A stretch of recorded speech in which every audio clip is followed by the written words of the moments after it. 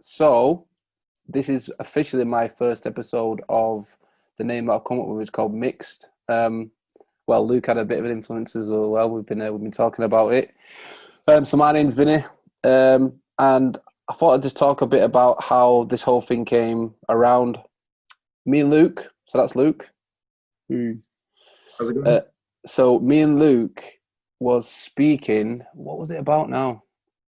It was on. It was on the back of. Was it Black Lives Matter? Wasn't it? Yeah, it's when the resurgence happened and we've both been quite vocal, having a few conversations. And then we got back in touch with one another, started talking about things. And Yeah, yeah, that was it. So we got back in touch with one another and we was talking about how brilliant the movement is and how much it's needed and how much white people, need to be educated on the whole thing. And once I looked at my phone and I saw I was on there for about an hour and a half chatting, and I yeah, thought, the content that we got through and the discussions that we had, I thought it would been so good to have something like this or a conversation to be recorded for people to hear and to express some opinions.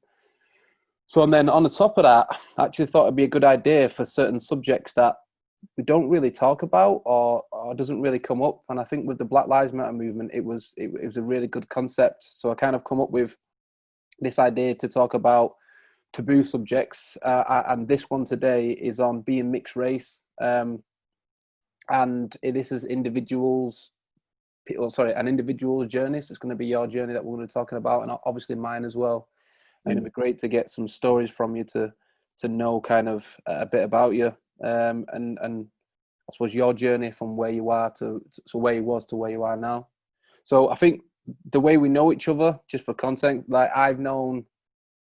So, do you know the official time when me and you met, Luke? must have been about 14 years old, so about 15, 16 years ago. We're back now. So a lot have happened since these 15, 16 years or so. Me and Luke, I wouldn't say me and Luke are close friends, but things have happened in the past where we've connected, and then we've always had a bond where we feel open and honest about other people's opinions. He's got some opinions that I won't agree with, and vice versa. But he's always been a guy that I could reach out to, and he's doing some brilliant things himself, and has empowered himself. So yeah, 15, 16 years have passed, and now and again we touch base, and I mean that's now and again. But when we always do, it's always great. So I thought I'd just give him a bit of context how we kind of know each other, because I've known you for 15, 16 years, but you probably agree with me, we don't really know each other that well. So it'll be interesting. This conversation is going to be interesting. So it's on mixed race. It's about growing up as a mixed race person. What's your experiences, Luke? Very mixed. To put it. Yeah, it's been an interesting one because I grew up in North Manchester and then moved to Oldham when I was 8, and then that's where we met when we were about 14. And we lived in like a very, very predominantly white area, with some Asian areas nearby. And so there were only really a few of us who kind of had the same sort of racial identity. So like growing up in school, I remember when I first came to Oldham in particular, I experienced a lot of racism. And so that was something that was quite difficult when I was growing up. It's something that I've grown more accustomed to, which is good in one way, but it's also a shame that you need to grow accustomed to that kind of Yeah, thing. of course, yeah. And then just in terms of like racial identity as well, obviously like yourself, and as you know, I grew up with my mum on my mum's side of the family, which is my white British side. Okay, yeah. So your mum's white, dad's black. Yeah, mum's got blonde hair, blue eyes, just like me. And then my dad's Nigerian. So I've never known really my dad's side. I've had contact with him a few times. Yeah, So I've only known my white side. I've only grown up in an area that was predominantly white. Even right. within my education, I didn't learn a lot about one side of my heritage, of my identity, and my history in a And how cultural did that sense. how did that make you feel? Kind of disjointed in a way. I Yeah, mean, the only time that I've really had like a significant connection, and it's been like a constant sort of discourse and me being able to like play out lots of parts of my full identity has been through music, through a lot of hip hop. okay. And I've got like friends who I've had over the years, such as yourself, and I've been in lots of areas and done work in sort of more side and stuff where I've worked with like black groups of young people and people in the community, and I've been able to connect with people in that respect. But for the vast majority, it's been a very, very one-sided experience in Yeah, terms of who I've come across and the types of areas that I've been. Because obviously, when I went to university as well, went to Cambridge and respect Peterhouse. for that. Respect. That's a massive achievement as well, I might add. Yeah, yeah, it was something. Yeah, the first one from my school. It was very old school, so like it was. Yeah, I worked hard and did well to get in there. And again, I mean, I don't know which was more white, really, like being in Oldham, being in Cambridge, like, but it's been very, very predominantly that. I think since then I've lived in Bristol, there's been more of a mix. And living in South Manchester, I've got a bit more of a mix again, so I've been able to have more of a balanced view. But yeah, it's been pretty much one-sided all the way through. Like, Going back to what you said before about you've experienced a lot of racism, and you become, unfortunately, accustomed to racism, which no one should. What type? I mean, have you got an example? Maybe in school or? I mean, at the moment, I think one of the reasons why I think people are downplaying the need for this anti-racist movement at the moment is because they don't believe that they're seeing enough forms of very explicit, violent, obvious racism that Yes. pretty much everyone disagrees with. And there has been a lot of that. I mean, Yeah. we were in Oldham when I was about 10. We had like the big race riots there, and there were people. Just before you're, we'll come back onto that. But just before you do that, sorry, you come onto that. What was the first encounter? So, how old was you when you encountered racism? What's your earliest memory? I remember it like at the beginning of primary school. So I'm talking 3, 4 years old, really. But that's the first time that I'm aware of. Is that when you realised you wasn't white? Yeah, definitely. And I think with being mixed race, I think perhaps if I'd grown up in Nigeria, I think I probably would have had more of an issue being mixed race with the fact that I wasn't fully black. But being brought up in Britain, which is a predominantly white country, and in areas that are quite racist, and in a country that generally is as well. Yeah, it's because I wasn't white. So that goes back as far as I remember, which 4 I've years never. old. That's such a young age, 4 years old, man, to encounter something like that. And I'm similar. Mine's probably around about that age as well. So it's a shame, really, that you encounter something so young, and then we'll always continue even past this conversation. They're always going to encounter some sort of racism. So you mentioned one was around about 9, 10 years old, and you mentioned what about the NF riots? Was it you were referring to? Yeah, that's right. Yeah. So I mean that's good. So we started off when I was really, really young, and then when I was in primary school, I remember literally being chased out of school, being called a nigger, like chased across like the main road. I must have been about 6 or 7 years old, and it wasn't an isolated incident. It's like something that happened a lot. And then growing up, we obviously had the race riots in Oldham, which were the biggest race riots since the 70s that we've had in this country. Yeah, and during that time as well, I might add, me and Luke was a similar area. I mean, I lived probably about, let's say, 15 minutes away or something like that walk. You know, it wasn't that far away. And I think at the time, my mum was at a pub. She was a landlady at a pub, so we lived upstairs. And I remember NF, they was, coming down, and I remember we had to switch off the lights or something because they didn't want to come in. And, I was frightened as a black man. I was frightened of my life, and it's not a nice feeling, about 10, 11 years old. And I genuinely did feel fear for my life. And at such a young age to encounter something like that. And then, do you think it's messed with your mind? It's a hard one to say. I think like with a lot of these issues, I tend to downplay them when it comes to me. Whereas I think I will challenge them and see how much of an influence they can have on other people when it happens to others. So I'm not sure, but I mean, just like for yourself with that then, you said like you feared for your life. Like, I think a lot of people, like particularly now in this country as well, they don't think that mixed race people, they don't think that black people have that legitimate fear of fearing for their lives. But like, that is legitimately something that we go through. It's just something that you just said you went through. Like how were you helped with getting through that? Like, obviously, I'm assuming that your mum would have helped, but like, did you get any wider support with the community, with your school, with the country, with anything? Brilliant question. And to be honest with you, no.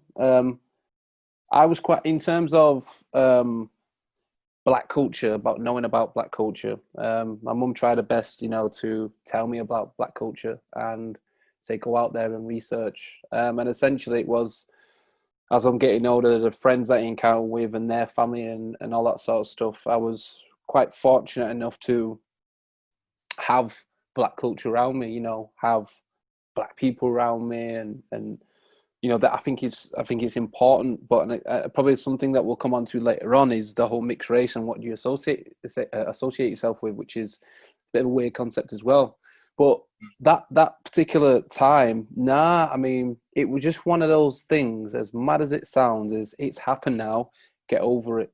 And this mentality of, I had it when I was younger, especially in my rugby career, which I'll go on to later on, where sticks and stones. It's only name calling. Don't worry about it. And they're all right now. They're not going to hurt you, sort of thing. But it's in the back of your mind, such a young age. You're thinking like, what if? And I think as a young white man or woman, you're never going to encounter that. You're never going to feel. Obviously, if you go to an area, but I mean, like specifically a hatred group that are coming to march because they do not like anyone that is not white. Is going to affect you. So no, I didn't get no support. Not openly sit down and say, this is a problem. It was kind of hush hush. We all know, kind of the elephant in the room. We all know what's going on, but sticks and stones, don't worry about it. So, like, I was just told, like, you're not allowed to go outside. There were people with loudspeakers from like political parties as well. Like, these weren't just some like vigilantes as well. These were people organized political parties at the time who were saying, get these niggers, get these packies out of our country. And as a 10-year-old, I didn't know what to make of it, really. I just knew that I had to stay inside for my own safety. And do you feel like if it would have been explained who they are and what they're about, do you think as a parent, because I'm not a parent yet, I've not been blessed, but so like as a parent, do you think mom, whoever brought you up, should have said something then? That more people, or like with my mum in Just particular? people that are close to you, explaining the severity of that political party. Yeah, definitely. That would have been massively helpful. Like, I think like yourself, I was lucky to have a mum who was very considerate, very compassionate, very understanding. And despite not having gone through those difficulties herself because she's white, she has what I would consider a really good understanding of those and was able to do her best to protect me. Now, like, your mum, that's just one person in your life. I mean, you've got your entire friendship group, which is your peer network. So obviously there's nothing there because I wasn't aware of it. My other friends weren't aware of it as much. And if you go looking at school as well, it's not something that we particularly taught about or something that was discussed. And it just wasn't generally a part of the conversation. I mean, like, racism was, but it wasn't whether or not racism was wrong and what we should do to overcome it. It was just the racist content. That was the discussion. Yeah, and I think the word racism, I think, needs to be cleared up with a lot of people, because what you mentioned before, you said, about explicit racism, about saying nigger, saying all these terrible, awful words, these derogatory words to explain a black man, that is one part of racism. But when I say racism to white people, they automatically think, if I call that person a racist, they think that I've never said the N-word to anyone. I've never said any type of bad things. I'm not talking about that, although that is included. It's about your mind frame of how you see a black person. It's all about the system, because the system's not built for black people in the UK. So this is where the mixed race thing comes in, because I identify myself as black. And I've had times in rugby, in younger years, peers that are not of the same ethnicity that will say, well, you're mixed race, you're not black. Yeah. What does that mean? I don't get that. So when you're not black enough, you haven't struggled enough. It's like, what? I don't even know how to. I don't even know how to tackle them ones. Rugby. I've had a lot of my rugby friends. You know, we're not really black, are you? Don't really know how to answer it. It's like I'm a white. You know, when I, as far as I can remember, I will always identify myself as being black, and the reason for that is because society will never see me as being white. Although yes, I have white parent, who's my mum, and my dad is black. I'll always identify as myself as black. I will have to go through the same struggle as what a black man and woman will do when it comes to racism. And Yeah. I'd love to get conversations, genuine conversations with a mixed race person that doesn't see themselves as being black, who identifies as being white. I'd love to have that conversation. Yeah, it's an interesting one. And even with yourself, then you said you'll never see yourself as white, even though you're mixed race. And so you, in theory, you could see yourself as either a mix of the two, or sometimes as one, sometimes as the other. But you said you'll never see yourself as white because society doesn't see you that way. So that's the primary reason why, as a mixed race person, you would refer to yourself as being black, but you would never refer to yourself as being white. And have you ever referred to yourself as being white? I have 100% never referred to myself as being white.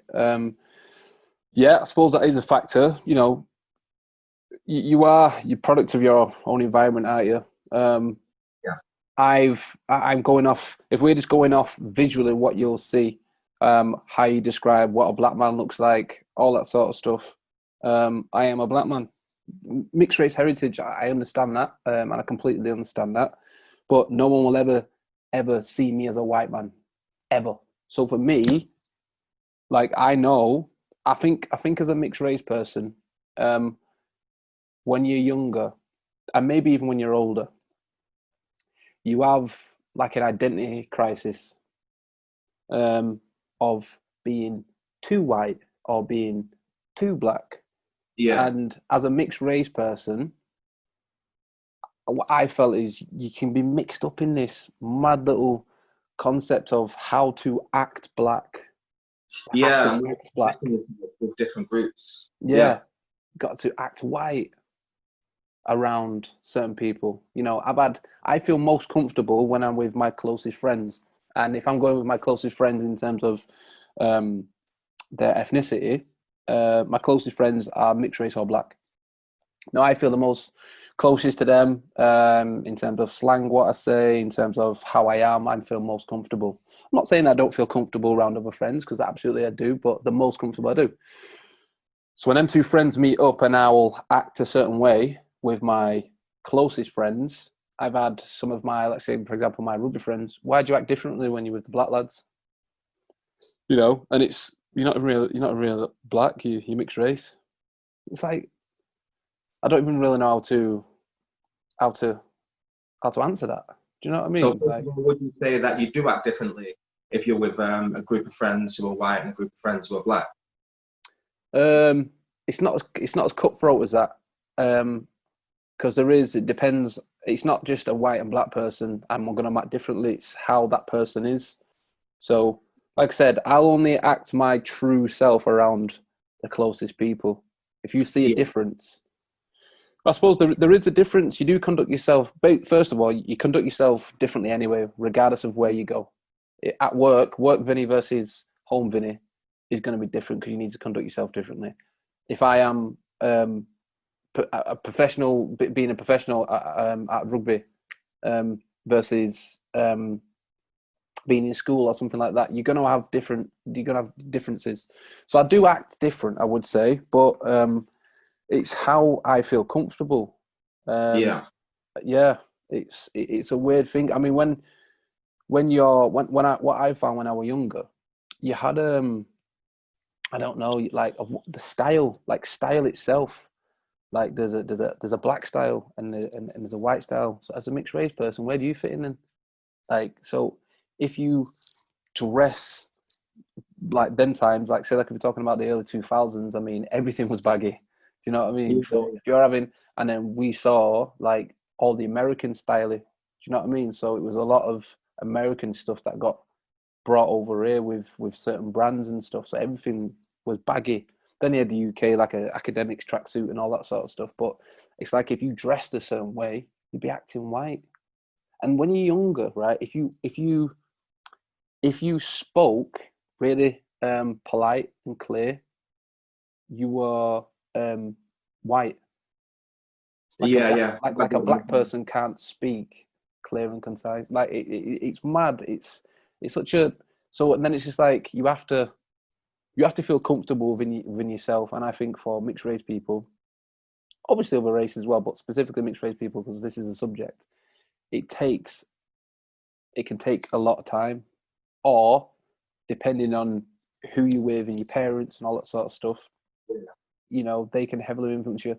My mum and your mum, as best as what they are, they're not black, so they can present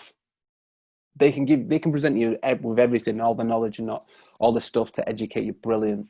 But unfortunately, they will never know what it feels like. But they can definitely empathize. But I feel like because you'll never get it.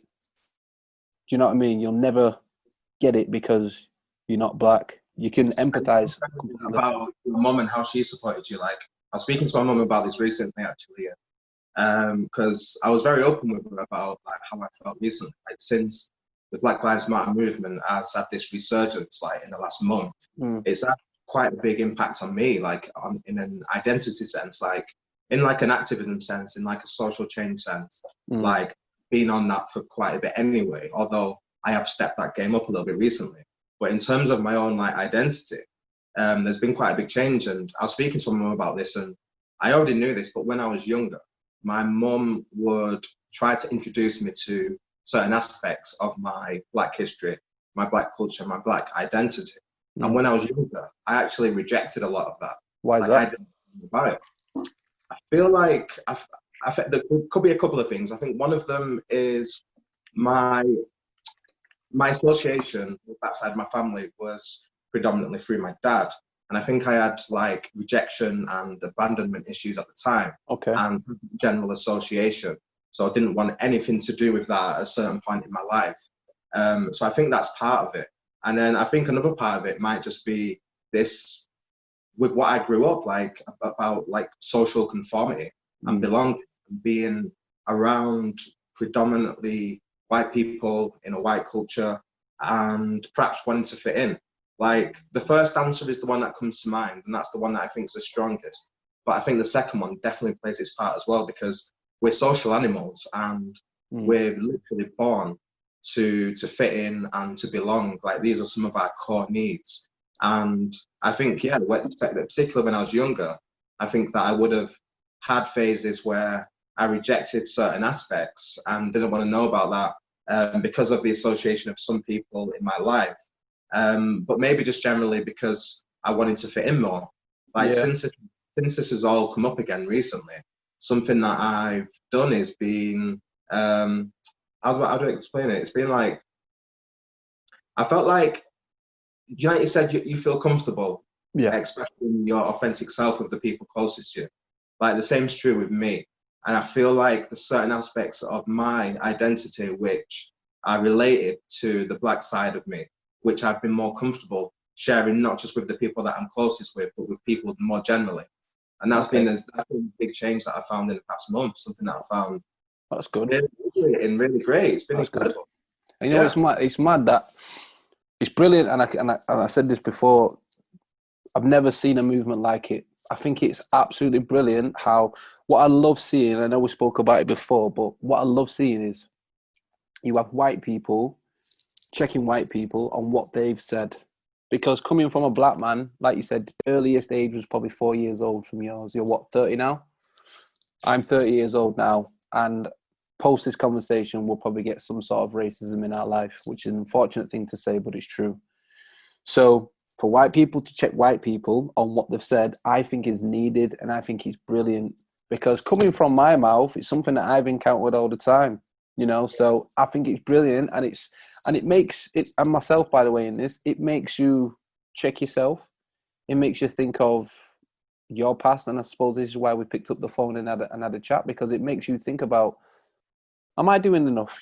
Because everyone needs to educate themselves. You know, knowledge is power. You know, and since this, I have been trying to educate myself as much as I can. But I feel like education is the key. And it's the education more for white people because they need to recognize and understand the depth of how racism is, especially in the system and all that sort of stuff. So for us, for us to be mixed race through school, I mean, your school experiences, you said when you were younger, so when you've moved to, so we went to Caskinmore, didn't we? So you experienced racism there? Yeah, quite a lot. Like teachers? Teachers, yeah. Like the stuff that stood out more was with like people around the same age or even a few years or even sometimes like we were kids and they'll be like adults and they'll be like, you know, chasing you down the street, calling you all sorts of things. But yeah, I remember like being told, like I was bullied by this one guy who was a few years older than me, and he was like, "I'm gonna burn you, you fucking nigger, until you turn white."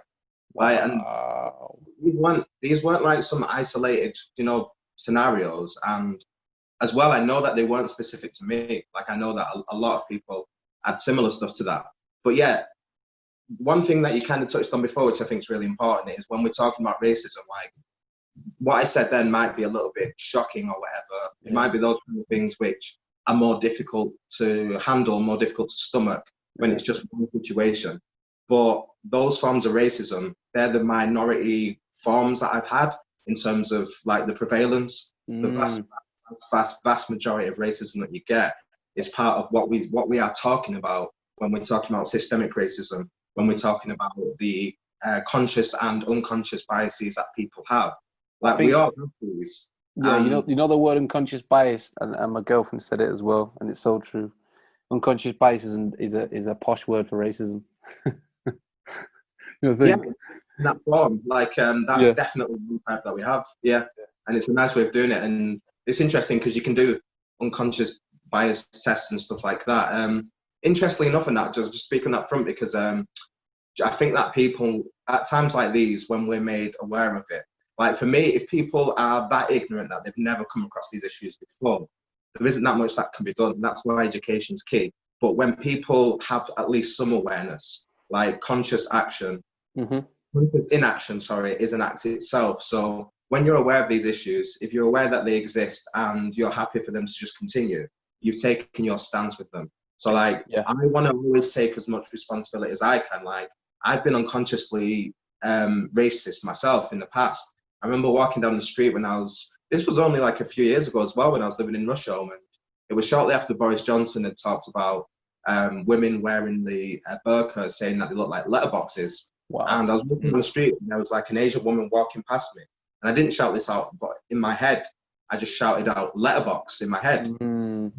What the hell? So I checked on that. And another one, which people don't always understand, like, I mean, my background's in experimental psychology. I spend a lot of time focusing on the effects of how we think and how we're influenced by language and the things that we have growing up and all of that. So another really big example that I can think of when I've done it has been, I was on like Oxford Road in Manchester and I was stood there and I just started thinking about ISIS. And this was at the time when ISIS was all over the news, like all the time, constantly bombarded with the images and the name ISIS. And like normally I would have just thought about it and gone on, but I was like, wait, like I've not been listening to the news. Why did that just come into my head? So as I was trying to think about it, I looked around and I saw that there was a big white van with black Arabic writing on. And so in my head. Oh, I'm gone. Volume's gone. Because I don't understand that language and I couldn't read what it said. I've just seen that association on the news multiple times with ISIS.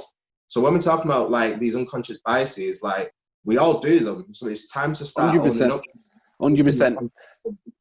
These are the ones that make up the vast majority of our like experiences. Like if you talk in school, if I was as talented as another person who was white, like there were loads and loads of studies on this, I'm going to be underrepresented when it comes to being put in for the higher exam papers, which means there's a limit on. The teachers are not going to expect as much as me because of my colour. So the feedback they give me won't be as good as what it would be, so I can't develop.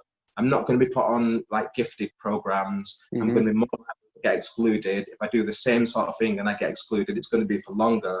Like, that's just a few things within education. Then you've got your whole employment, you've got the healthcare system, you've got the criminal justice system. And I think these are the forms of racism which really do stack up and are worse than those other ones. So I would say, like, you add up that all has of a long those. effect. That has a bigger effect. If someone was to say, you know, a racist term, they're going to go about their business. But yeah, that's just like the front. That's like, I don't know. Yeah, it's like the front, and then behind it is all the stuff that you were saying. And to the point that you were saying before about, you know, if you are that ignorant that you're thinking nothing's going on, and to be clear, if it's a white person, then that would be white privilege, because I've never needed to know about it. I don't want to know about it, but you'll never encounter it. So it's all good for you. Do you know what I mean? So it's yeah, all the things that you brought up.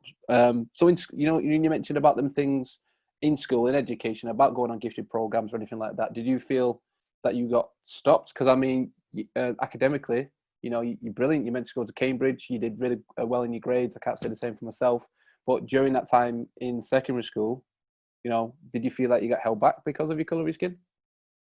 I know when it came to like disciplinary things, there's certain things where, as with in groups, and there would be different sort of treatment that I would get. Yeah. Like, it's a difficult one for me to pin down, to be perfectly honest, because like when I was talking about a lot of those experiences that people go through all the time, I'm going off it based on what the research shows is the case in this country today. Like, these are not, I mean, it's really important that I can give my anecdotal experience and stuff like that, but I'm talking on things that was really like. Yeah. Oh, yeah. I completely get that. I was just wondering if that was the case for When I you. was younger, because I was so not switched on to this topic as much, and to these issues and to this disparity, I think I was only really aware of the more explicit forms of Of racism. course, yeah, 100%. And you know what? On reflection, looking at in the past, that is what I would deem as racist. Do you know what I mean? Unless it was obvious or in your face, you know, you're not gonna think of the systemic racism. You're not gonna think about the education, because really it's just a person in front of you. But you know, on reflection now, if I'm thinking in school, you know, for example, the school teacher that we was in, so you know, you could point out the black people that are in them in the classroom. School teacher was reading a book. I forget the name of the book. It was something to do with slavery, underground on the railroad to Canada or something like that. So Okay. they were saying, you know, the N word was dropped a few times within the book, and it had a segment where it was said in patois or Jamaican, like, you know, like the Jamaican accent. Yeah. You know, just little things like this that you think in past, thinking, wow. So either the teacher's reading this out, and in fact, in that school, in that particular class, I was only a black person in it, I'm a mixed race person. So what he did is said, would anyone like, you know where this is going? Would anyone like to read this part out? Now, I could feel everyone's eyes looking at me. Anyone? Vinny? I'm like, Yeah. nah, I'm all right. Oh, okay. And then just read it out anyway. Now I'm Yeah, thinking, like, what? And then when the end, it was very uncomfortable for me, very uncomfortable, because N word drops. You know, how yeah. does Exactly the Vinny? same with To Kill a Mockingbird. Kill the Mockingbird, another one. Yeah, that one. Every time, and it'd be like, some people, like, I'd have friends who would do it. I won't mention them, but I had friends who would do it like on purpose as like a joke. But better that way, because you know the intent. You know what I mean? But a lot of people would just do that anyway. And Yeah. there is definitely this us and them sort of thing which comes alive. I mean, we've even had it in, you know, in school times. There was, I'm obviously not, we're not going to name names, but you know, there was friends that I was with that their parents were ridiculously racist, and every time Yeah, I yeah, go into the house, it was some type of racist joke. It yeah, was something related to something being black. And every time, and if I'm 13 or something like that, it's a grown man saying it. It's like, where do I stand? And this is the conflict where I was at. I'm like, I'd laugh it off, Luke. And I hate Yeah, myself for, I genuinely hate myself for it because I don't now. But I laugh at it. I laughed at it. And I beat myself up sometimes when I'm thinking about it, because why am I allowing this man to degrade me every time I go in? And it's like, and even, you know, it even say like, "Oh, do you mind?" and stuff. And even sometimes it's gone so far where my friend has like looked and gone, "Wow, that was a bit too much." We've gone out, came back, and then the guy has actually apologized. "Oh, sorry if I went a bit too far." And I'm going, yeah, "Yeah, yeah." And I'm going, "Yeah, yeah, it's fine. It's not fine. I It, know, yeah. it's This not is, fine." And it beats me up, man. It beats me this up. Thinking yeah, about it, I'm like, why did I think that was that bad? Rugby, again, rugby, big part of my life, and I've had quite a successful career in rugby, quite a successful career. And I've made friends in rugby that I will never forget. But, you know, I've had friends in the in past rugby teams. First of all, there's 20, let's say 20 white guys in the team. And you'll be the only, my first team, you're the only white, only black guy. Like, it's very rare to have half the team to be um, um, not white. All right, so yeah, you basically count them. So we're in this team, and you know a black joke will be made, and you've got 20 white guys laughing, yeah. And you've got a choice, man. and you've got a choice. You've got a choice. Do you become, and it's going back to what you said about being socially accepted. You've got a Yeah, choice. Do I do I laugh it off, but really I'm hurting inside, or do I say something and then you become the guy now, younger version of me, admittedly, and again, I hate myself for even saying it, but I'd laugh it off. I'd be like, yeah. And as I'm getting older, I'm like, nah, it's not really for me. That it's not. yeah, But and then I get, oh, Vinny, what? It's all right. We're only messing. It's only a joke. yeah, Why have you got to take everything so serious? So wait, so now it's being flipped, and I'm the bad guy for you using racism slurs, yeah. racism, Like gaslighting, like all of them gaslighting. gaslighting. Yeah, Yeah, I've never thought of it in that way before, but yeah, I'm like, why am I the bad? So, but obviously, when I'm getting older, you know, you I suppose you're more comfortable, but you know, it wasn't just the next year. I'm talking like for a while. I started rugby when I was relatively late. I think it was about 11 or 12 or something like that when I started. So all the teams throughout the years that I've been to, and I've been quite a few. There's never not. This is the mad thing. It is a mad thing. There's never not been. If I played from 11 and I retired, I think at 29 or something like that, I've never not had some sort of racism in every team I've been to. yeah, That's anything from amateur, semi-pro, professional. yeah. What And like, about I'm you? not surprised at all. That doesn't shock me. Like, Yeah, and that's the thing as well. Like that, initially, that doesn't barely register for me because it's just I know, like that's the norm. it's mad. But and that's what's been great about with what's happened. I think that before we've had a lot of these experiences, and we might have had these individually, and like we grew up and we were like close friends in like a really tight group for like quite a few years. And We'll talk during about the group. Talk about who's in the group, the because what's that? in terms of um, non-white people, there was quite a few in our Yeah, group.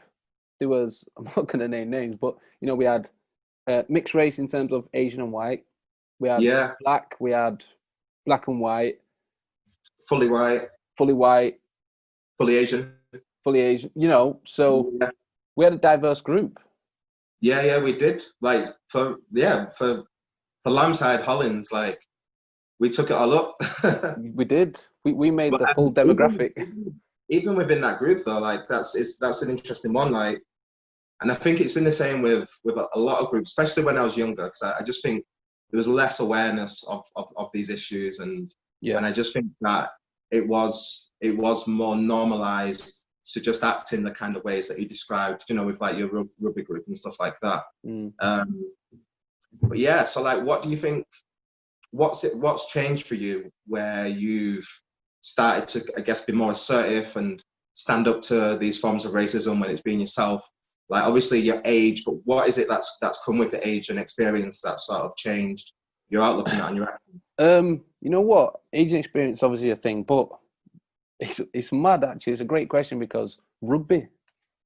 So that's weird, isn't it? So rugby is taught me to speak up. One of my friends who, the first professional club that I went to was Warrington Wolves. Yeah.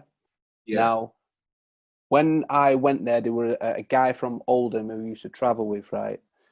Long story short, I was never getting picked. I had an injury and I was terrible. Right, and I never said anything ever. And he'll never know this, but I remember him saying, if you don't say anything now, then you're just going to continue to go up there, because we have to travel Wednesday, Thursday, Friday to get the bus, train, and then train, bus back. I was getting home at 10 o'clock. It was amazing. Yeah. So I remember he said that to me, right? So I think I was like 14, 15 years old, yeah. Walked in and I was shaking. Said to the coach, you know, what like, head down, like, why you not playing me? And he pretty much just said, you're garbage. Not in these words, but he said, you're garbage and I don't trust you. And I felt like a relief, but then like, oh, do you know what I mean? But I understood. And then from that day, like I've always said my piece. So I feel like it gave me the confidence, but tying that with experience and age equals speaking out, because I know guys in the rugby world that are mixed race or black that deem it as normal, that still deem it as normal. And I mean guys who are older than me, guys who are still playing now. I've had instances where black guys within the team fuel the jokes. Yeah. Like, deem it acceptable. Yeah, I've done that a lot. Like, you know what? In the past, I'm not saying I'm completely, guilt free of this, but there comes a point when, I suppose there's never a point when it's acceptable, but there's times what you've seen where I'm just amazed at how this person who is black, it's almost shameful. I feel ashamed because there's been certain things that have been said, and I'm like, that's not funny. I don't find that funny. I've never found that funny. But yet this man I'm okay with it. So then being mixed race, what happens is, because he has seen that as it's okay, now all the other white people in the squad, it's okay because that sets the benchmark. Because Luke thinks it's all right, that means Vinny must think, well, nah. Yeah. Luke don't speak for me, and you get into this again. Vinny takes it. You know what I mean? Just relax. You know, I'm like, you get made to feel like I've been made to feel like I'm the bad guy in saying, don't say that. I don't find that funny. Do you know what I mean? And it's crazy. Yeah. And funny enough, sometimes it's been a person that's been mixed race or black that said that to me. Right. Yeah. You know? There's been certain conversations that have happened recently that I've seen where, I think like a mixed race have said like, oh, you know, it's I don't think it's that bad. You know, it's just something that I've got used to. And wow, like, you should never get used to something like that ever. You should never ever get used to it. But it's mad because we've gone. When I said about the rubbish stuff, you went, yeah, like I wouldn't expect anything less. Doesn't mean that you're used to it. You might expect it, because we'll always expect racism. Like, you'll always get it and I'll always get it. But I think the key thing is you should never accept it ever. And the day that you do, I actually feel sorry for you. I genuinely do, because this is the whole conflict of being mixed race and having an absent mum or dad who, from them two, is black, because you'll feel like you may feel like, you know, like you said about you associated when you were younger with, you know, your dad's side of something bad. So I kind of want to go away from there, you know, and unfortunately it's still going to be a part of you because of the color of your skin. So you'll always get into this battle of a black person, you're not acting black enough, or a white person, well, you're not fully black. So you're in this little you know, but when you're comfortable within your own skin, it's like, cool, man. Like, if you think that way, you think that way. But I'm not gonna lie, Luke. Like, you know, when you're younger, and I can probably speak for you because I knew when you were younger. Like, you'll go through mad dress sense phases. Like, Well, yeah, I was gonna say that before. I remember I came back from America. America. I tried to first day of college. I went to wear a bulletproof vest. I couldn't find one, but yeah, I just like so I had my what did I have? I had my bufu, bufu. So just like I done all my baggy like American sort of like streetwear, like not even like British as well. So it did stand out even more. So like when I was towards the end of second school, we might have been wearing our do rags and had that, and then at college as well I did. But I remember too, and then like within like the space of a year, I'd gone from that to like wearing like skinny jeans, going through a bit of like a pop punk kind of like rock emo kind of thing, and like that's within like the course of the year. And like but to be clear, being honest, right? Teenage years are where you kind of like I'm doing a lot of work around this because I work with young people, obviously, so a lot around purpose, and then personality comes into it a bit. And there's this phase like when you're between about 12 and 16, which is when just your brain just makes the most connections that it ever does, apart from when you're like about 1 year old, like okay. The second phase, and it's at this point when we start to make like so at the age of like 12 months or 18 months, you can distinguish between like the real world physically in yourself, and you can see what's the differences. And then when you get to like those adolescent years, you then start to form like the social barriers, you know, and you can see what is you as a person against what is something else. And that's why people start to find their identities a lot more. So yeah, it makes sense. Like obviously a lot of people go through those changes, but yeah, it's just like when you mentioned it before, I just thought of the two different images and just the two side by side. And it would just be like, it, just to put it in the sort of stereotypical way that people say, they'd be like, that's white, that's black, and that's it. This is what I'm saying. It's interesting that I had the what you would call stereotypical white dress sense, a stereotypical black dress sense. I can't see any middle ground where I've had it, and like dress sense is only one aspect of how you demonstrate your personality and stuff. I think this like ties into a lot of like the core of why you wanted to do this, which is about being mixed, which is like where do you find yourself? What is obviously as individuals we develop our own personalities, like all people do that. But there are things which you associate with being part of black culture, certain things that you associate with being part of white culture.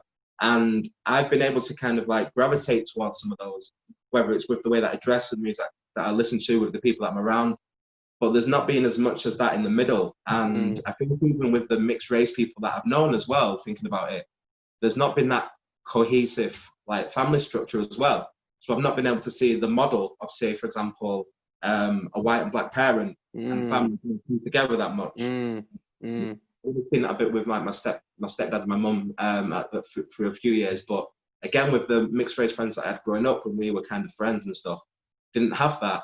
Now this is quite different to a lot of fully black people, even in this country, who will have a very different experience. And it's interesting, I don't know if you know about like when it comes to performance and stuff, but when you've got like black people who are fully African, for example, and you see what their home life is, and you see the expectations they have at school, and you see the actual school performance, they're outperforming like black people who have grown up in this country. They're outperforming mixed race people who have grown up in this country.